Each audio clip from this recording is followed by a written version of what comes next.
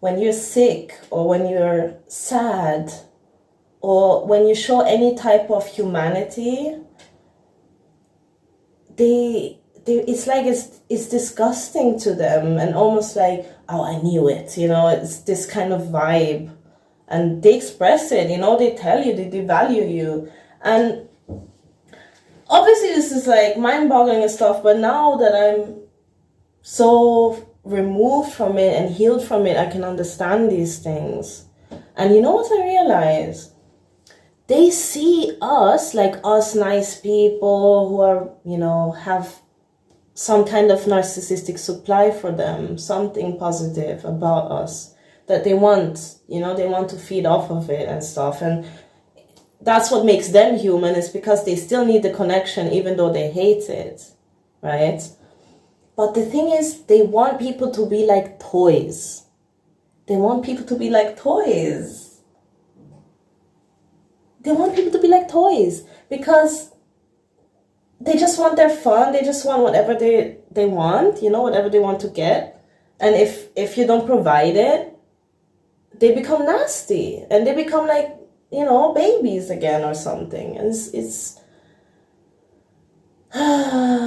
tyrannical gremlins. That's what they're becoming. And yeah, these people, that's why they have, I really do believe in karma. And I think because they are more focused on these things that are outside of themselves, they actually don't take good care of themselves. That's why these people always need like a codependent or somebody who's really nice in their life, somebody who's very sacrificial and very loyal and honest and stuff, because it's easy to play them. They're predictable. So the narcissist can just use that and say, yeah, do whatever they want to do. Yeah, it's mad. It's mad to me. It's really mad. And I don't want this in my life at all. Like, I don't even care to, so to speak, diagnose people or whatever. I'm just like, okay, if you're overstepping my boundaries, and I will feel it. I don't have to think about it anymore. I don't. That's actually how I healed. That's how I healed from this narcissism and all of these people who just abuse other people. My emotions are the most important thing for me now, and I've never been happier. I've never been more stable and just clear on what's going on, Life is still lifing sometimes, but I just know how I feel and I can deal with it then, you know what I mean? It's just, that's why if any narcissist is in your life, you have to cut them out. You have to cut them out because they will never change. They just want toys. Life is like a game. It's very depressing in a way because it's not that, I don't think they're having genuine fun, because they're never happy. So yeah, I think we should, what was it? It was like a Japanese thing that they did back then, or in a lot of cultures, all of our ancestors basically, if you go back far enough, you will notice that they did stuff to these people. Like, they didn't just let them exist. And I think the societies where they started to introduce more support, like, oh, we're making a city, a village, like some control, some government, some church, some religion, whatever. When these things happen, I think it was good for some people because people can thrive with structure if it's done well, and with some liberty. That's what I believe. Anyways,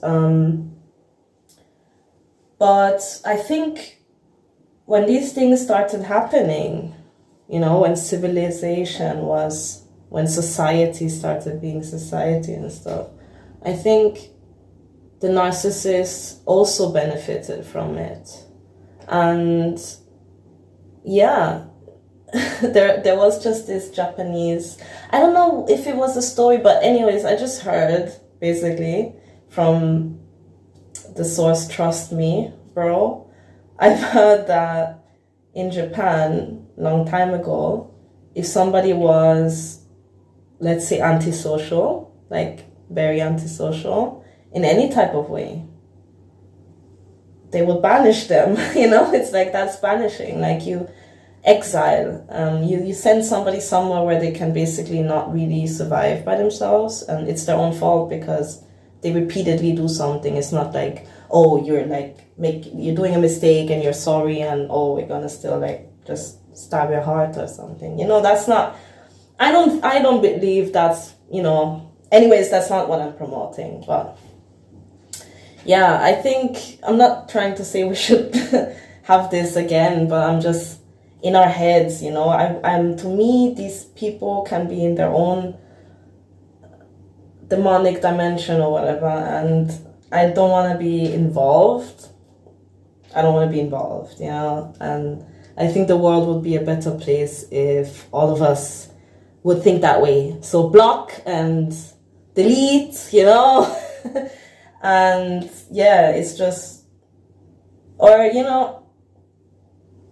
what I would suggest, basically have boundaries and know your worth. Like, is this reasonable?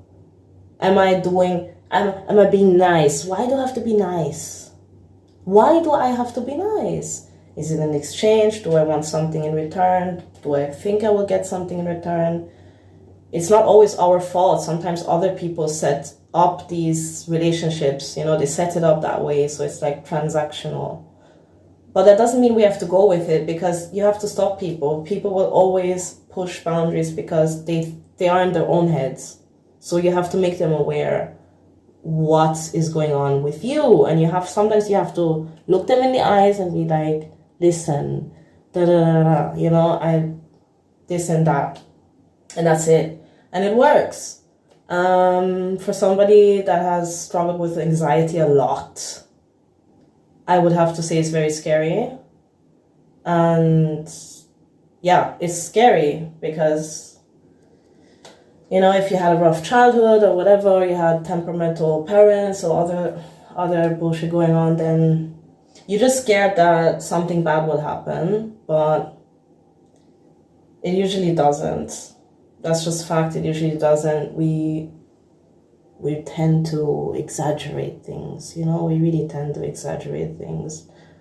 So yeah, let's do better, everybody. I'm with you. I'm always trying to improve. And yeah, that's why I was thinking about it, because I just today, actually, I'm proud of myself because I did enforce a boundary. I just said my piece, and now I have my peace and nothing bad is happening to me. It was actually with my job, with my boss. So, people maybe want to use that as an excuse, like, oh, they have power over me. Well, they don't have to have power over you, you know what I mean? They don't have to. You can have an agreement, like, okay, I'm going to work in this agreed way, and you're going to exchange, you're going to give me money for that. Done, I'm not getting paid to be stressed. I'm not getting paid to be fake.